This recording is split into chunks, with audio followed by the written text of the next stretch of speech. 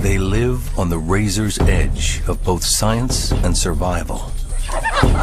No lush tropical rainforest for these chimps, but the harsher landscape, where the forest gives way to patchy woodlands and sizzling savanna. It's a landscape much like the one where our earliest ancestors may have taken their first steps, literally, toward being human. And these chimps are doing remarkable things. Enjoying an afternoon dip, taking refuge in caves, and now hunting mammals with spears. What can they tell us about our origins and about ourselves? After the dramatic rescue of a kidnapped infant, anthropologist Jill Preetz and her groundbreaking chimps are rewriting the book on what it means to be an ape and what it means to be human.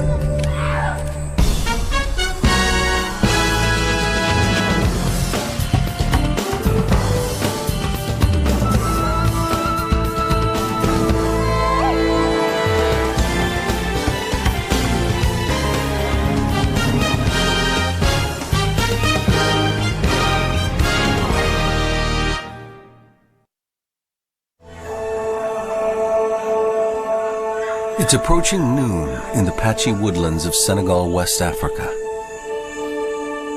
The temperatures are reaching 45 degrees Celsius in the shade. This is a place no primate in its right mind, chimp or human, would choose to live.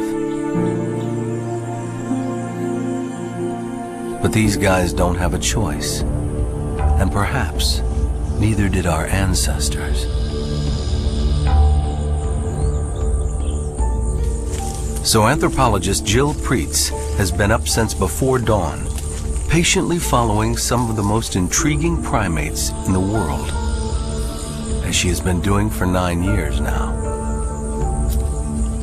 These chimps can barely turn around without creating a stir.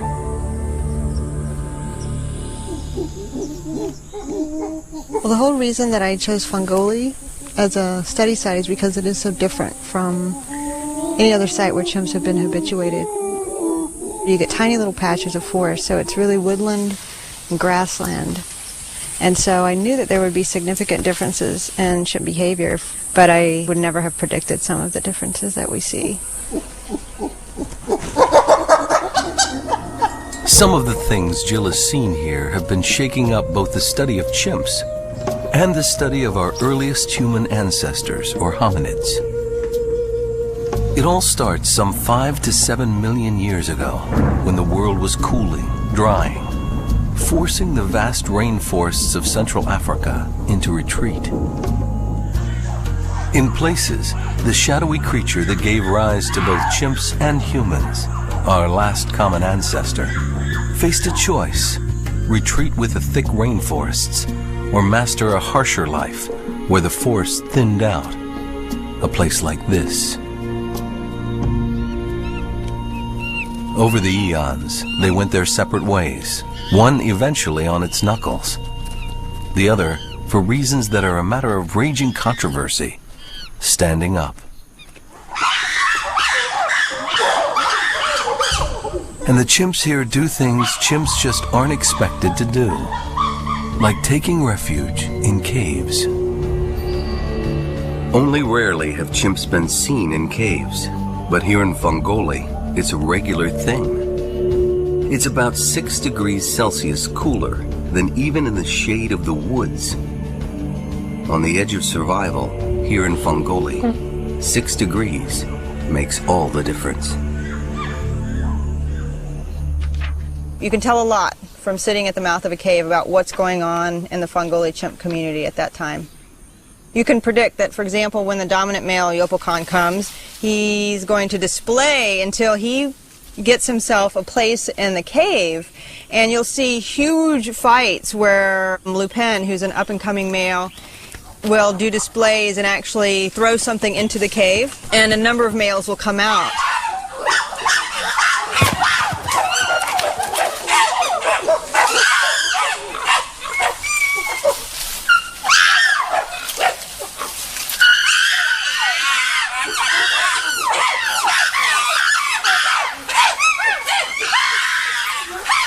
The scene may call to mind B-movie imaginings of how our ape-man ancestors lived through the ages. But there may be a serious lesson to be learned about ourselves here. It shows how significant the environment can be in terms of ape behavior and this type of environment. And also I think it's interesting to people because it's sort of reminiscent of perhaps early humans. You think of, cave use, and perhaps the first shelters were caves. With the commotion over, a mother and her daughter prepare for a siesta in the cave. That they are both alive and together is pretty much a miracle. Amy, about a year old now, plays with sticks while Mom, Tia, rests.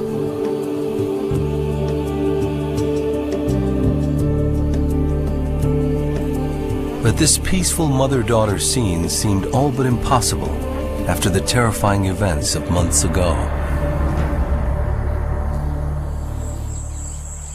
It all started at the beginning of 2009 with Jill's worst nightmare. Her project manager had spotted a baby chimp in the local town, perhaps destined for the pet trade. By the time a panicked Jill raced back to Fangoli from the US, her team had managed to convince the locals to give the baby back. Jill and the team were determined to reintroduce the baby to the wild. But that would only be possible if the mother was alive, and usually mothers are killed when babies are taken. Jill had to find the chimps, and fast. I was walking actually not far from here, and I didn't hear the chimps, but all of a sudden I saw a Karamoko walking across the road, and it was the greatest thing I could imagine. And so I radioed Johnny. I said, the chimps are here. And right after that I saw that Tia was there with no baby. It was only then that she knew the baby was Amy, and that there was real hope. They quickly retrieved the infant and headed back to the chimps. They placed the baby in a bag and carried her as close as they thought they could safely get to a fig tree where the chimps were feeding. Finally, a remarkable young orphan named Mike noticed them. Mike is very curious, and he likes to watch people, I think, more than some of the other chimps. And so he saw us, and he was watching us, and so we backed away, and the baby just sat in the bag. And then pretty soon, Mike comes up the hill, and he kind of stands up like chimps will do when they want the infant to come to them. And the baby it looked like the baby kind of leapt into his arms, and he grabbed her at the same time, and they came together. The baby gave out this little scream, I think, of excitement, really.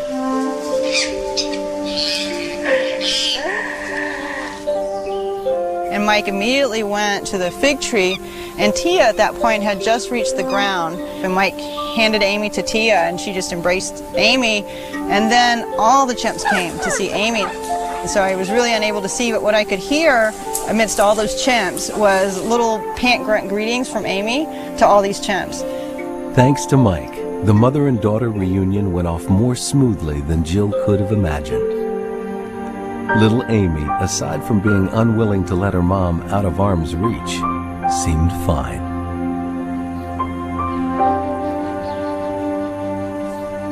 But that was just the beginning of the miracle. Tia, who had been injured in the incident, swatted miserably at her wounds and kept putting the baby down. And then, Mike came to the rescue once again. He started carrying the baby for Tia, and he did so for 2 days until Tia regained her strength. He was apparently acting altruistically, which is supposed to be a human trait. As far as we know, Mike's not related to Tia. I mean, that's just not something an unrelated adolescent male does. I think that on a number of levels, this incident with Mike And Tia and Amy is yet another reason that we should really reassess the way we define ourselves and how we separate ourselves from other animals.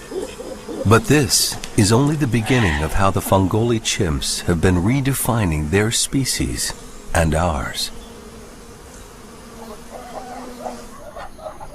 The rains are late this year, adding to the misery of chimps and humans alike.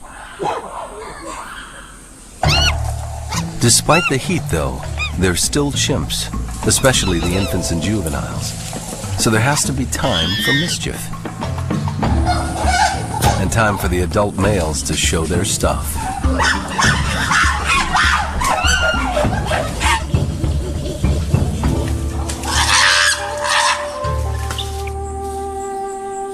But it's Jill's female chimps who have really been stirring things up in the scientific community by knocking humans down yet another peg.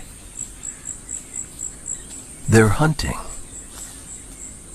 with spears. This is their prey. Bush babies are little primates that hunt by night, but retreat into the hollows of trees by day. And this is Tumbo, the rock star of spear hunting and the bush baby's nemesis. In 2007, Tumbo was caught on tape just after she had been stabbing a pointed stick into a hole in a tree. Then she sat down to enjoy a luscious meal of bush baby that she had killed with a weapon of her own making.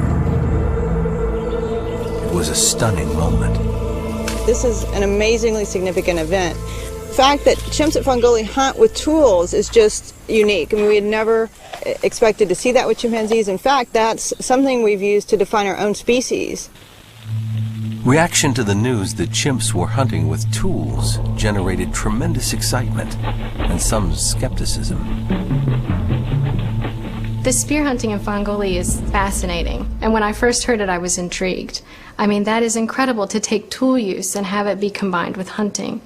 Those are two very important aspects of human evolution. And before this discovery, this activity of using a tool to kill prey was seen as a uniquely human behavior and even one of the defining traits of humans. Others were not exactly sure how to interpret the behavior, though, and not convinced it is hunting. The probing is what happens when you see a hole and you put something into the hole to see what comes out. And chimpanzees do that everywhere.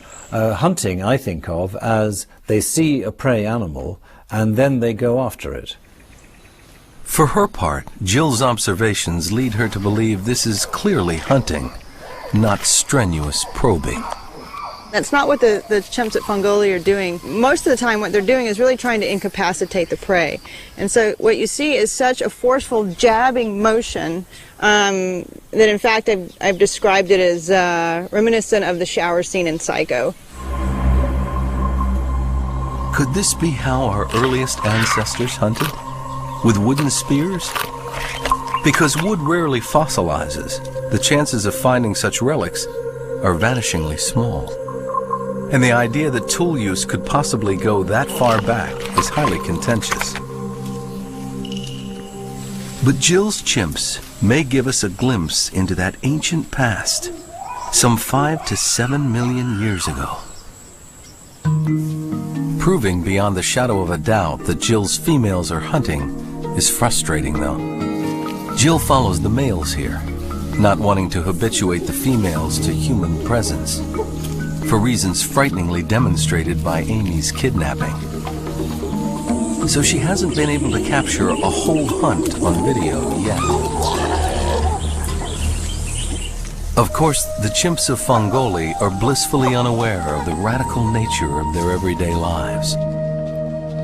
Their empathy, their cave use, their spear hunting are only the beginning of their extraordinary story.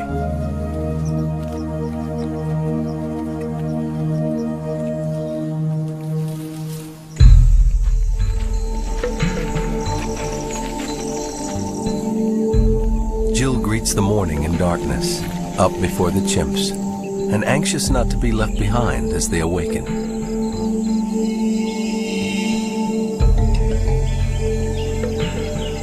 Every day, Jill and her team each pick a different male chimp to follow, not wanting to habituate more vulnerable females with infants. And since it's mainly the females that hunt, it's all the more remarkable that she and her team have now witnessed spear hunting 90-odd times. In a very exciting new twist, they've seen adolescents, even young males, starting to try their hand at it. Today, Jill is following Mike, the chimp hero in Tia and Amy's near tragedy. And she arrives just a hair too late to catch him in the act of spear hunting. But he's left behind a smoking gun, the spear itself, stuck in the hole of a tree. What has happened is that Mike has left his tool inconveniently stuck into the tree, and this happens, I think, like in 1 in 10 cases, it seems. And so Johnny's about to go up and retrieve it for me, because he's a master climber. Johnny Dondo Conte, Jill's project manager, is not only a master climber, he's a chimp observer of the first order. Eddie.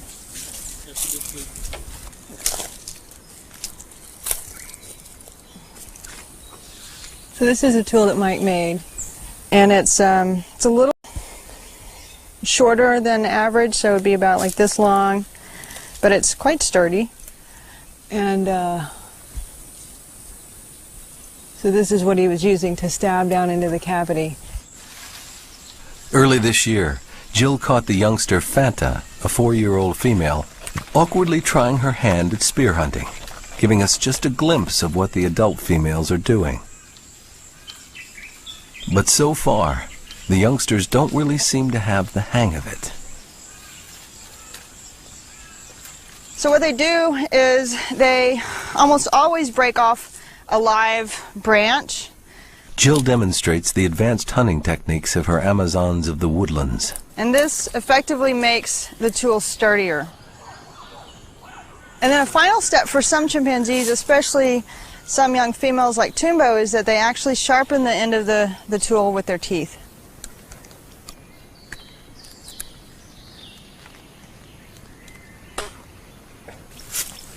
What the chimpanzee does then is that they take the tool and jab it repeatedly into the hollow.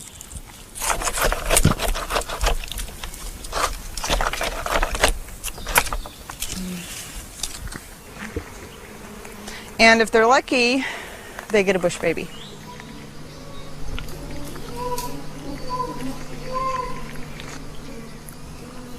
Sometimes, Jill stumbles upon what looks to be the scene of a crime.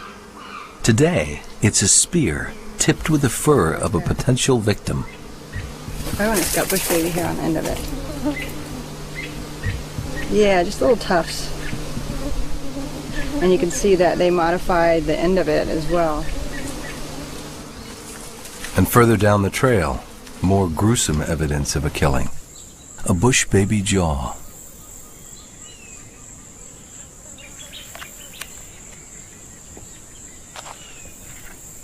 Meat is a rare treat here, especially for the females. Males capture prey by hand and don't usually share the meat. So a vital source of protein is also that icon of chimp studies, the termite mound. Almost every day, the Fungoli chimps reenact the moment that would forever change how we humans see ourselves. This is the same scene Jane Goodall witnessed in 1960. A chimp poking a slender stem into a termite mound to fish for insects. This is tool making, however crude. And up until then, only humans were supposed to make tools. Goodall's mentor, the famed paleontologist Louis Leakey, was moved to say, now we must redefine man, redefine tool, or accept chimpanzees as humans. Chimps will catch literally hundreds of termites a day. Jill is lucky to get one. It's definitely not as easy as it looks. I've yet to get a termite. Termites are 3 times as calorie-rich as chicken, but they don't taste like chicken, and they bite. Got one. How did I taste? Oh, I don't mind eating.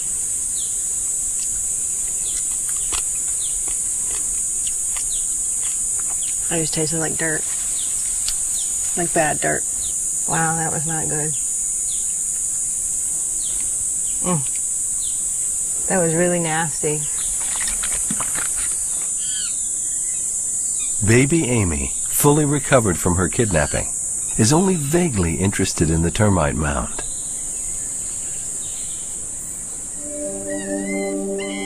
But her older cousin, 2-year-old Tava, intently studies the adults' every move.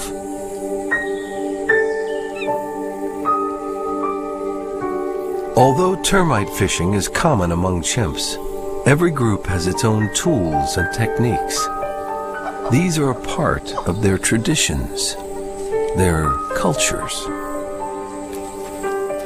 Chimp culture? The term seems like an oxymoron. We like to think of culture as the pinnacles of human achievement, of art, history, and science. But in anthropological terms, culture is the transmission of group knowledge from one generation to another. Little Tava is doing her best to master one of the great arts of her culture, whether she knows it or not. It usually takes 4 or 5 years to master the technique, but today she has an early triumph.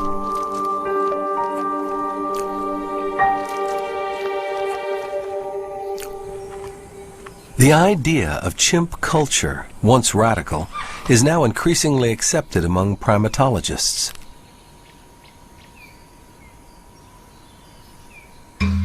Chimps around Africa use different techniques to smash nuts and fruits. Some use wooden hammers and anvils, some stones. And the Fungoli chimps slam baobab fruits against stones or trees. Ant dipping, like termite fishing, happens almost everywhere.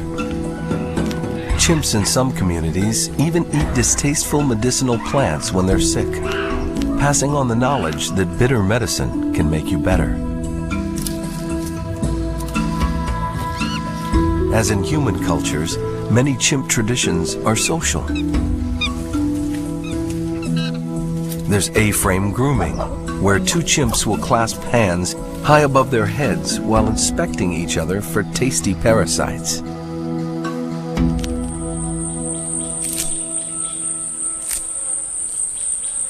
One of the most interesting and subtle things most chimps engage in is something called leaf clipping, biting off bits of leaves with a distinct popping sound to get each other's attention. But it means different things in different places. In some places, it's a come-on to the ladies. Here in Fungoli, it's a back-off to other males. Or a part of an exciting development in their lives, like a nice fruit tree. Right now they're sort of advertising themselves, but also just excited because they're starting to eat again. I mean, chimps get excited about everything. Here in Fungoli, leaf clipping among males leads inevitably to extravagant tantrums.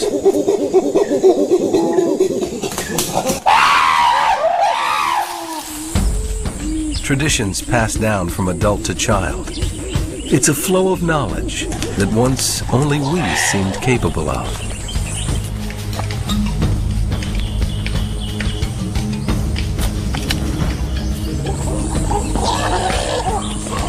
Until recently, though, no one had any idea just how many generations these startling cultural practices could go back among the chimps, especially tool use. For a long time, researchers assumed that chimps had learned how to use tools by watching humans.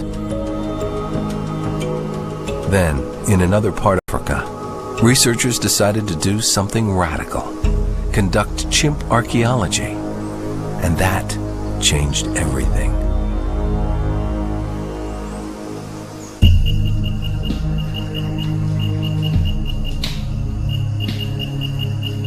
In the Thai forest in the Ivory Coast, primatologists have been watching chimps use granite hammer stones to break open nuts on stone anvils for decades.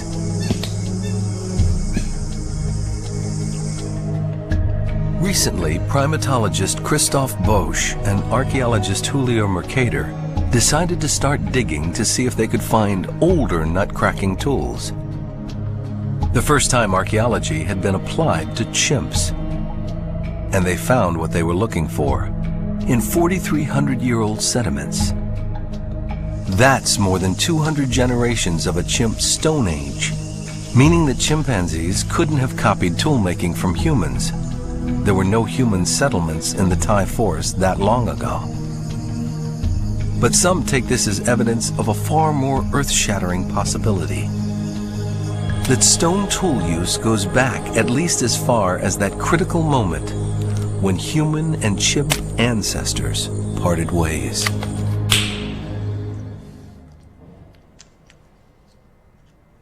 They use tools, stone tools, and in our human history, we've also used stone tools. So it's a shared behavior, and if that's so, it might go right back to the beginnings and even back to the common ancestor.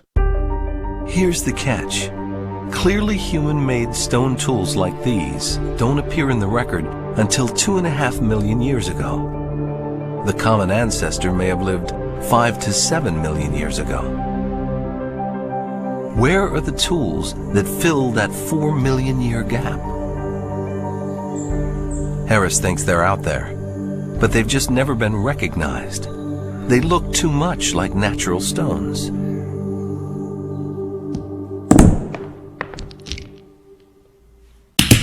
So he's got his graduate students copying chimp tool use in the lab, hoping to create an instantly recognizable signature dividing tool from natural stone.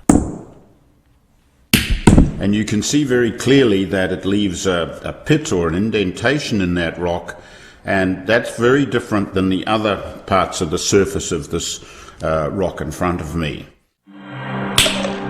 Once they've created this template of iconic tool use markings, they'll start searching in fossil beds where our earliest ancestors have been found, hoping to find the stones that will rewrite our earliest prehistory. This is such novel work. We're right at the, I was going to say the cutting edge. I should perhaps say the pounding edge of studies in this field. I'm convinced we're going to find these pounding tools. The notion that tool use goes back that far is catching on among scientists. One day, probably, we'll be able to find sites like the ones that Mercader analysed in West Africa, and that will be proof that the Australopithecines did use stone tools. Absolutely. Tool use goes back to the last common ancestor, I would say. Anthropologists Cricket Sands and David Morgan have spent a decade studying chimps in the remote Guologo Triangle in the Republic of Congo. Hoping to capture the tool use behavior of these chimps, they set up camera traps around termite mounds. The images they captured simply blew their minds. No matter how much camouflage the scientists put around the camera traps, the chimps noticed them right away, even using tools to probe them. But what was even more remarkable was the discovery that the Guologo chimps were not just using tools, they were using an entire tool kit, further narrowing the human-ape divide. Having selected both thick sticks and thin ones, they carry them with them to the termite mound, then use them in sequence. Then they'll grab the stout stick and hold it in both hands, and they'll actually use a foot sometimes as leverage. And after they've created a tunnel into the nest, they'll pull out the stick and they'll smell it to see if they've killed any termites underneath the ground. And if they're successful, they'll take their herb stem and they thread that into the tunnel and they extract termites. chimps in Central Africa have a real sweet tooth, and their honey-gathering toolkits can be even more sophisticated. In fact, a researcher recently discovered no fewer than 5 tools used at a honey-gathering site. So a big tool to pound open the hive. And then they open the hive, and they can't quite reach in with their hands. They would fashion a dipping probe to then follow in, or a lever open tool to pry open the nest a bit further. But you see all these tools being used one after another. It's really very exciting. When a chimpanzee creates different tools, carries them to the site of termites or honey, and uses them in sequence for different purposes, they're showing incredibly sophisticated planning and deliberation. This too was once thought to be beyond the mental capacity of any animals but humans. Well, what the toolkit does is to show us that the chimpanzee mind is not just responding straight away to an immediate problem, but it is being more creative. So here we have evidence of a relatively advanced cognitive ability. For Jill, Cricket's and Dave's footage was a revelation, and now she'll be on the lookout for toolkits among her singular chimpanzees.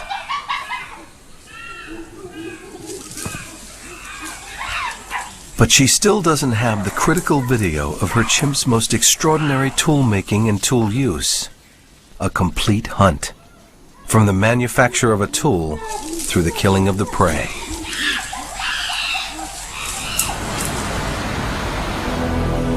Fortunately, the horizon is darkening, ushering in the season of the rains. It is in the next few weeks that she'll have the best chance of capturing her chimp Amazons on the hunt.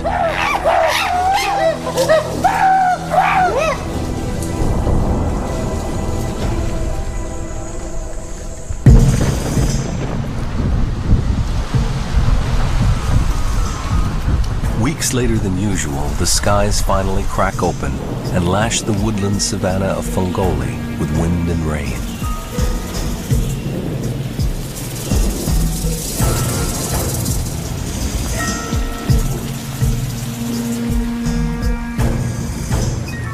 Water instantly changes the landscape, eliciting dormant green from the grasses and trees.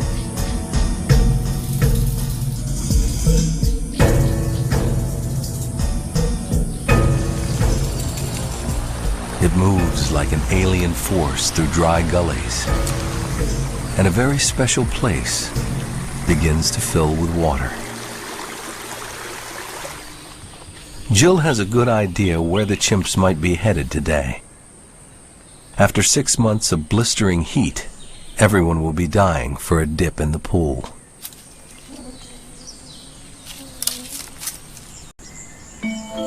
This is the Sokoto waterhole, and a place where the Fongoli chimps again insist on breaking with chimpanzee convention.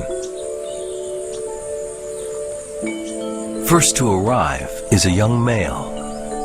He's grabbing his chance to have the water to himself, because once the big males arrive, he'll be kicked out to the kiddie pool.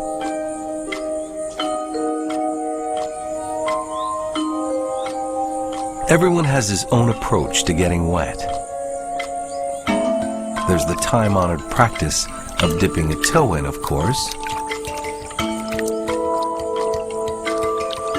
Chimps for a very long time were thought to be almost hydrophobic, afraid of water. And since we've been studying chimps for decades, we know that some chimps are not so afraid of water, but they don't like it. At Fongoli, they love water. Frito, an especially mischievous adolescent and a favorite of the researchers, simply adores it. Frito especially seems to be intent on getting into the water, and the adult males are not going to let him while they're there.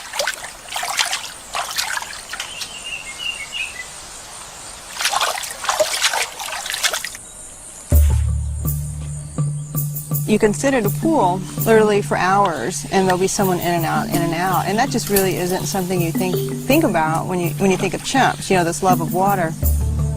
As we watch Jill's chimps enjoying their afternoon dip in such human-like ways, we're left to ask, So what exactly is the distinction between chimp and human? Over the years, man the toolmaker, man the hunter, man the culture bearer, all of these have been overturned.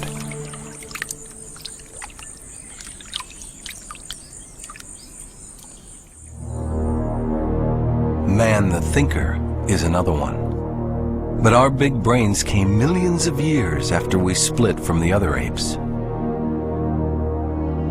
Fossil-wise, other than some differences in hominid teeth, there's only one distinction left. Humanity stood up.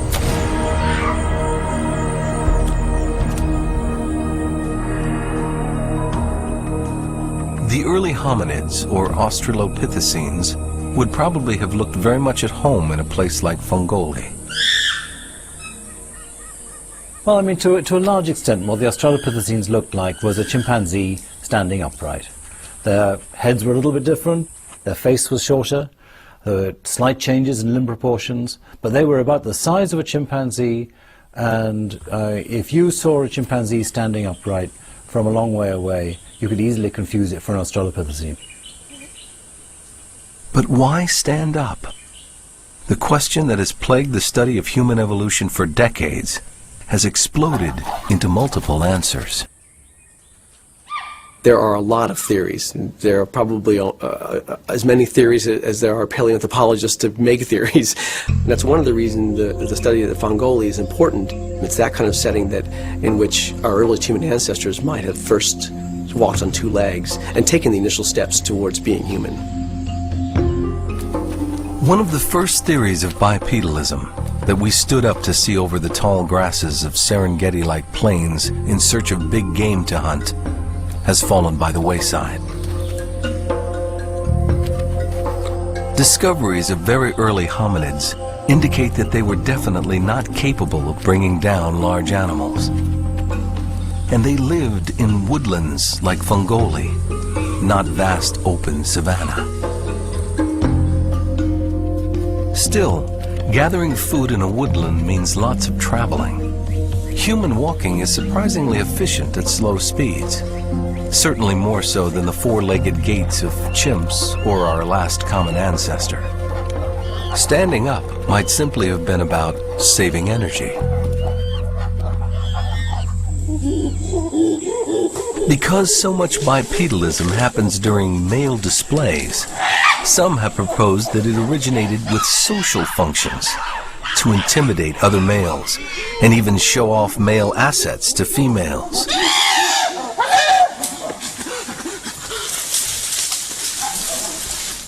Or to free the hands to bring home food to females, encumbered by infants. In Fongoli, Jill sees an awful lot of standing simply to reach up for food, both on the ground and in the low branches of trees. This is a way of feeding in a woodland savanna that wouldn't be much help in a rainforest, where the fruit is 25 meters in the air and you simply must climb to get it. Some think this low-hanging fruit idea presents a compelling precursor to full bipedalism. The idea is that the advantage of being bipedal, if you're a quadruped, is that you can reach food items that you couldn't reach if you remained quadrupedal. So in short trees, where the fruit is near the ground, you can reach up and harvest this fruit with both your hands. There's a problem, though. For millions of years, our first ancestors still had hands and shoulders suited to climbing trees. In this hypothesis, the males probably would have monopolized the easy feeding from the ground, forcing females and juveniles into the low branches of the trees to get their own fruit, thus preserving the climbing anatomy of our early ancestors. And standing up in the trees themselves, which chimps do all of the time, might have started selecting for upright anatomy as well.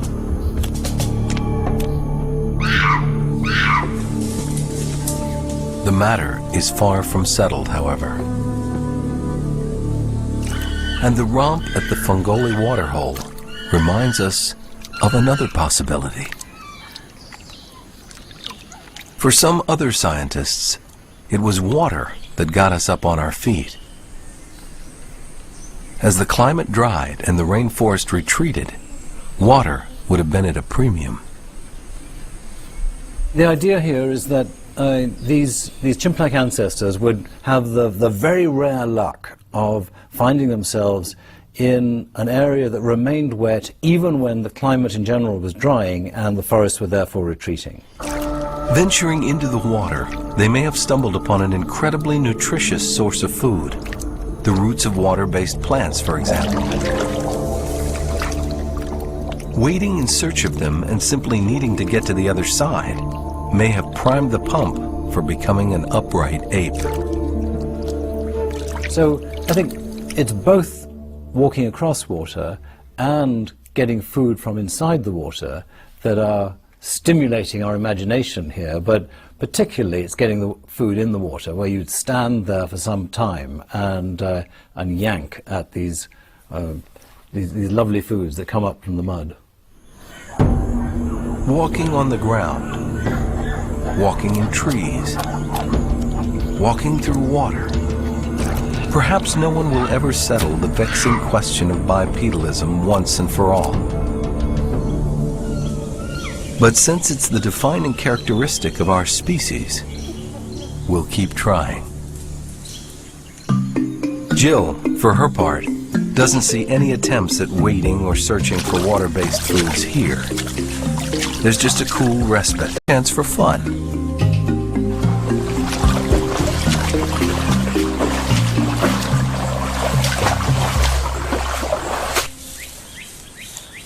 But not all is fun and games. There's still the deadly serious business of hunting. And finally, one wet day, Jill and one of her students witness this remarkable scene.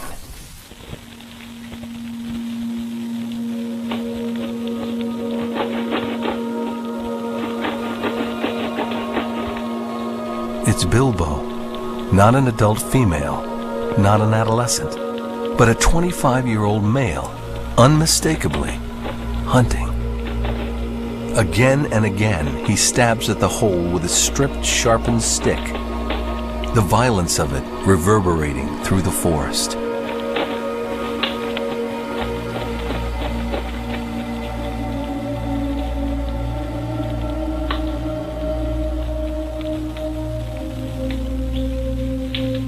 Then, he breaks open the tree branch and reaches into the hole and grabs his prize, a bush baby for his lunch.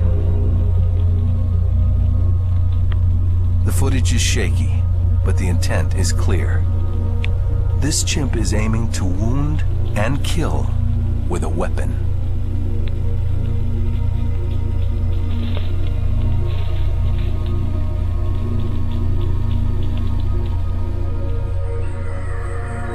Over the course of 3 years, Jill has watched spear hunting being passed from adult females to their adolescents, and now to the adult males. It's conceivable she's witnessed the very beginning of a new chimp technology, led by the ladies of Fungoli. And as Jill's preparing to pack up and leave Fungoli until her next field season, the chimps will take on yet another scientific barrier between ape and human.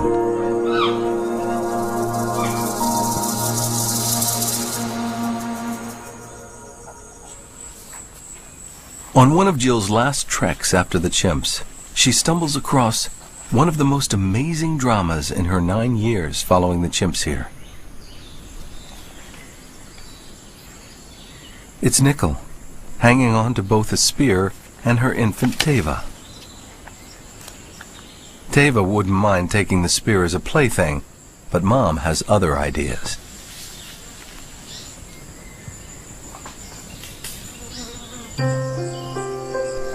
Mother Nickel takes a couple of stabs at a hole where she has clearly already been hunting, leaving other spears behind.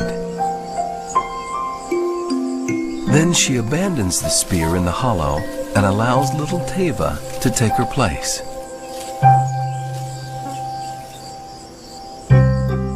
Teva Teva begins trying her hand at the spear in the tree.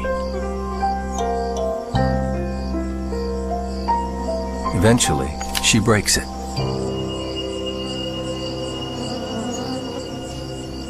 And then, stunningly, Nickel makes her another tool and tries to hand it down.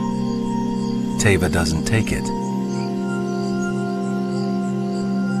So Nickel reaches down and puts it in the hole for future lessons. And sure enough, little Teva is soon back at it, this time fashioning a spear of her own. Is Nickel actively teaching Teva how to hunt? Right now, they're on the razor's edge of chimp science. Humans are supposed to be the only ones who actively teach.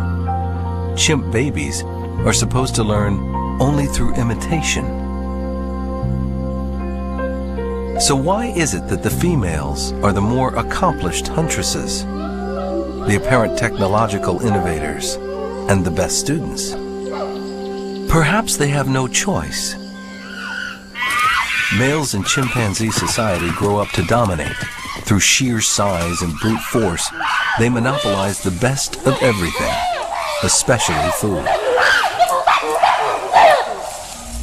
So maybe this is driving the females to innovate, to get creative, especially in such a tough environment as Fungoli. All of this leads to the biggest question of all. What did the spear-hunting females of Fungoli have to tell us about our own origins? Among our earliest ancestors, is it possible that females took the lead in technology, innovating, fabricating, and mastering the tools of the kill?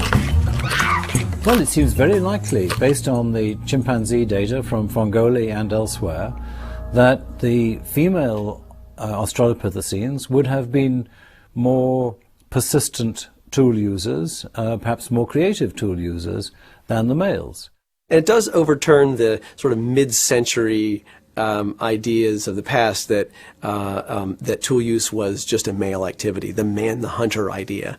Instead, it shows that, well, it might have been female, the huntress. And as the summer comes to an end, the community of Fungoli is thriving.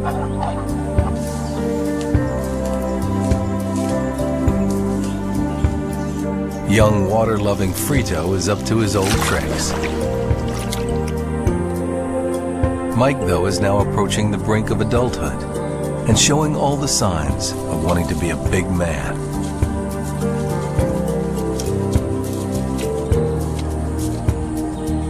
Tumbo, the star huntress of the savannah, has had her first baby, a little boy named Sai.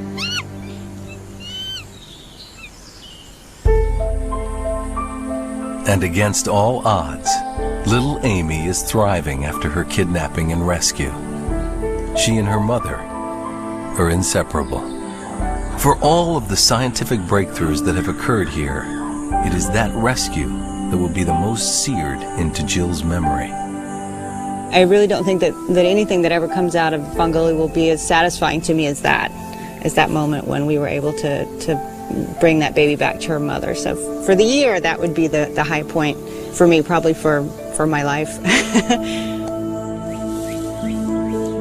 As Jill's field season comes to an end, the chimps of Fungoli carry on breaking down barriers, oblivious to their pioneering ways. Where will the chimps of Fungoli lead us next? Will they continue to take Jill to the precipice between ape and human? One thing is for sure. They have much left to tell Jill, and leave us with many questions that we must ask ourselves.